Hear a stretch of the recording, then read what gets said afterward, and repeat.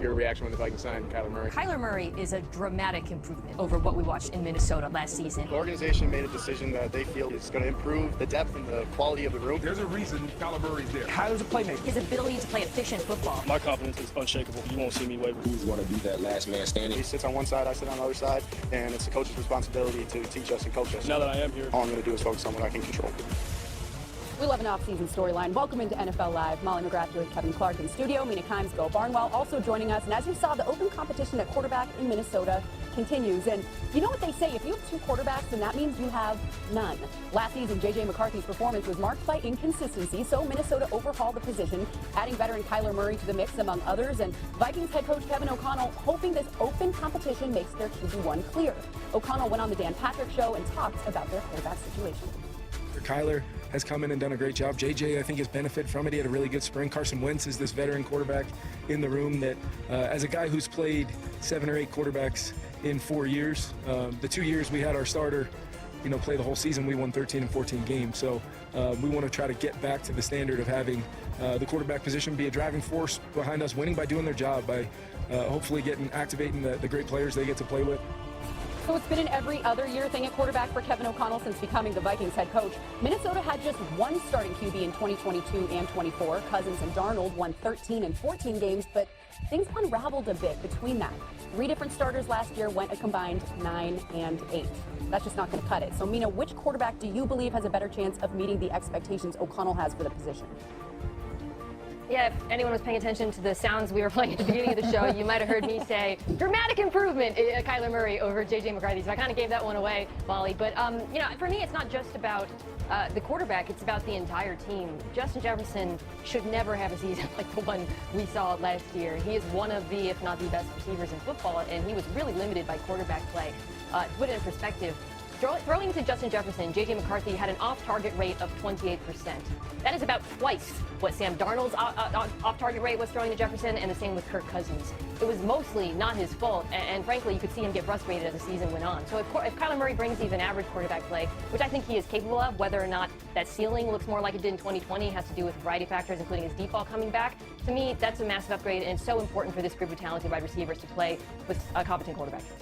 Molly, you said if you have 2 quarterbacks, you have no quarterbacks. If you have J.J. McCarthy, you also have no quarterbacks, because last year there was just an inability for him to hit the layups that Kevin O'Connell schemes. And there's very few people who create more layups than Kevin O'Connell. Last year, J.J. McCarthy held the ball almost historically long. No player on record has taken longer than 2.5 seconds more often to throw than J.J. McCarthy last year. Kyler Murray will not do that. In fact, last year was the quickest release of his career. He's getting better at the short stuff, getting better at the quick stuff. So that's all he needs to do in this offense. I just think you pair that with a defense that was still 7th in the NFL last year. Pair that with Justin Jefferson and a skill group that is going to be there just like it was 2 years ago. I just feel like this can be a real deal NFC contender, and I feel like we kind of glossed over what average quarterback play can look like in this offense. Mina mentioned it. If Kyler Murray's average, and I think he'll be above average, and he can use his legs to expand this team, really good things are going to happen, and that division got even tougher this year.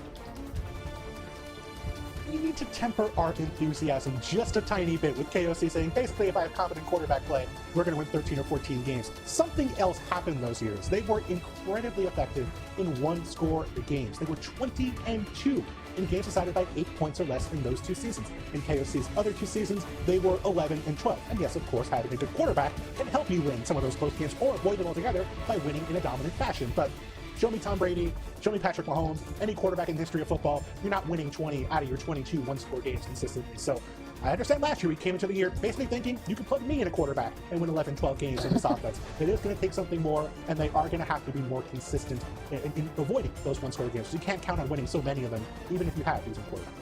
Yeah, it seems like it's Kyler Murray's job to lose, but to your point, Bill, Kyler Murray not fared well in one-score games, 19, 28, and 1 in his 7-year career. So something's got to change there. Now there are no questions at quarterback in Baltimore, but the Ravens will showcase a new-look offense under an all-new coaching staff. First-year OC Declan Doyle will try to get the best out of his veteran Lamar Jackson, and his teammate safety Kyle Hamilton joined the show yesterday and complimented Jackson's off-season work ethic. Yeah, I mean, I think the best thing about Lamar, one of the best things about Lamar, is he's going to act the same in March and April as he will in January, February. And, he does a great job of kind of separating, the fun from the work. And, he keeps it as light as possible. But at the same time, he does a great job just locking back in and making sure everybody else is locked in. He preaches that to us. So we know Lamar's a constant in Baltimore, but elsewhere the Ravens made significant changes this offseason, including a revamp of the offensive line. The big addition came on defense, though, in Trey Hendrickson and the return of veteran Calais Campbell. So, Kevin, how do you think this pairing of Lamar Jackson and his new offensive coordinator will go? I love it. And Bill, you mentioned that people thought that you could play quarterback in the Vikings last year. No one thinks that about the Ravens. Bill Barnwell will be a bad quarterback for the Baltimore Ravens, and the reason is because this offense needs Lamar to go. Last year, you saw it. If you look at his tracking numbers that the NFL puts out, he wasn't doing not nearly as many design runs after his injury last year, and he was moving more slowly last year. So there's a couple of things to worry about, but I think this Declan Doyle offense is going to go with explosive plays, explosive schemes, spread the defense out more, give Lamar a little more room to cook, 3-4 wide receivers. I'm intrigued to see it. I think this works. I think that Mike McDonald in Seattle is a really good guidepost for some of these franchises that tried to get a fresh voice in the room, right? You fire Pete Carroll, you bring in Mike McDonald. In Baltimore, you fire John Harbaugh, you bring in Jesse Minter. In Buffalo, you fire Sean McDermott, a very successful coach, and you bring in Joe Brady. So I think that there's a proven concept here in year one. Hit the ground running. I think they do, and this offense looks great. I mean, Lamar Jackson's body of work alone, I think, can give us optimism for him bouncing back, because last year was a down season by his standards. And it was a weird one, right? Because some of the ways in which he struggled were things that he has not struggled at over the course of his career, specifically the number of sacks he took. I always look at quarterbacks' pressure to sack rate, which is how often they're getting sacked when they're pressured. And Lamar Jackson was 31st in the NFL amongst quarterbacks last season. Now, that is not normal for him. He was 4th in that metric last year. Prior to that, in his career, he ranked 11th. So I think, you know, going forward, he's obviously got to cut down on the sacks, but I also think it's more likely than not that that had a lot to do with his injuries, and also explains perhaps why he was rushing less. So if he can eliminate those negative plays and either escape more easily or recognize maybe that he's not as capable as he used to be, that to me alone will go a long way towards getting this offense back on track. Yeah, if he can stay healthy and elevate his play, Lamar obviously a very important part of the success for the Ravens every single year. But Bill, give us another player that you think will have a major impact on how well they play this year.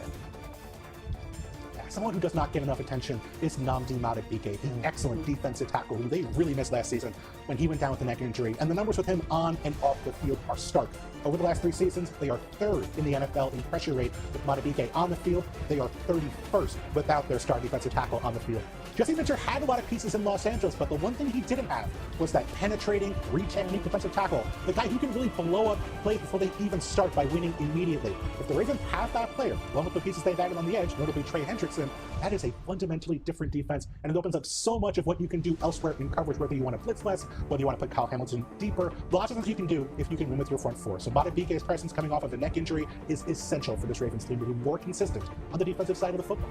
Bill, it's wild. Madubuike underwent neck surgery just this past April, and he's expected to return for the 2026 season. He played a career-low 2 games last year. They're definitely better with him on the field.